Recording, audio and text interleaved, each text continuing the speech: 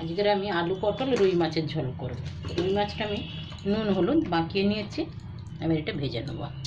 তেল খুব গরম হয়ে গেছে, সরষের তেলে ভাজছি মাছটা।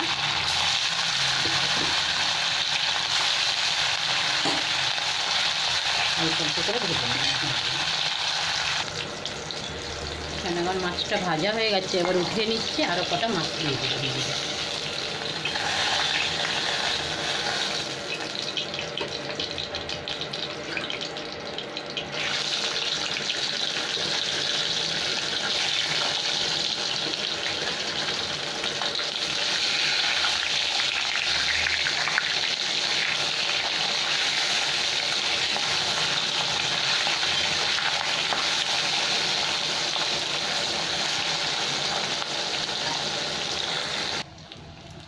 এখানে আমার সব মাছগুলো ভাজা হয়ে গেছে, উঠিয়ে নিচ্ছি। এবার আমি তেলের মধ্যে কালো জিরেটা দিয়ে দেবো, দিয়ে পটল আর আলু ভেজে নেব।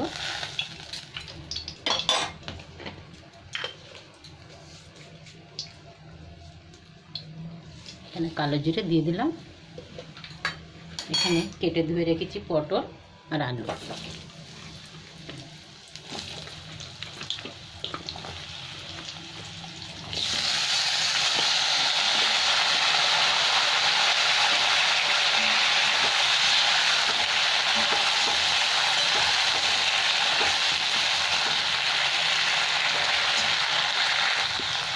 পটলের মধ্যে আমি নুন আর হলুদটা দিয়ে দিলাম, দিয়ে ভেজে নেব।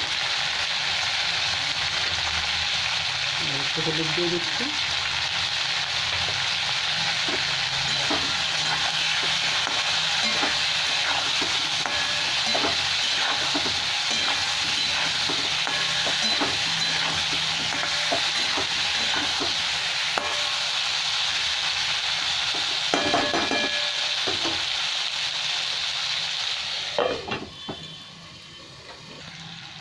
এবার আমি 4টে কাঁচা লঙ্কা চিড়ে রেখেছি, দিয়ে দিলাম। আলু পটল ভালো ভাজা হয়ে গেছে আমার। এবারে আমি এখানে ধনে পাউডার অল্প দিয়ে দিচ্ছি, আধা চামচ। এখানে কাশ্মীরি লঙ্কার গুঁড়ো দিয়ে দিলাম 1 চামচ। জিরে পাউডার দিয়ে দিচ্ছি। 1-2 মিনিট ভেজে নেবো। নিয়ে আমি এখানে টমেটো পিষে রেখে কেটে দিয়ে দিচ্ছি।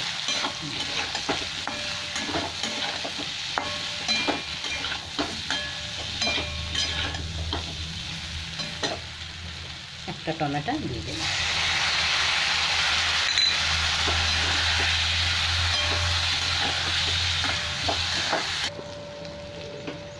এখানে আমার সবজিটা ভালো ভাজা হয়ে গেছে, এবার আমি জল দিয়ে দিলাম। এখানে গরম জল দিয়ে দিলাম। ঝোলটা ফুটে গেলেই মাছটা আমি তুলে দেবো।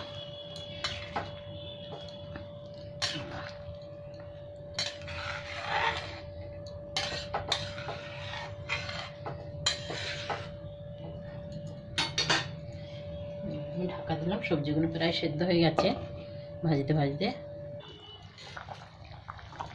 মাছগুলো তুলে দিচ্ছে সব, ঝোলটা ফুটে গেছে ভালো, আলুও সেদ্ধ হয়ে গেছে।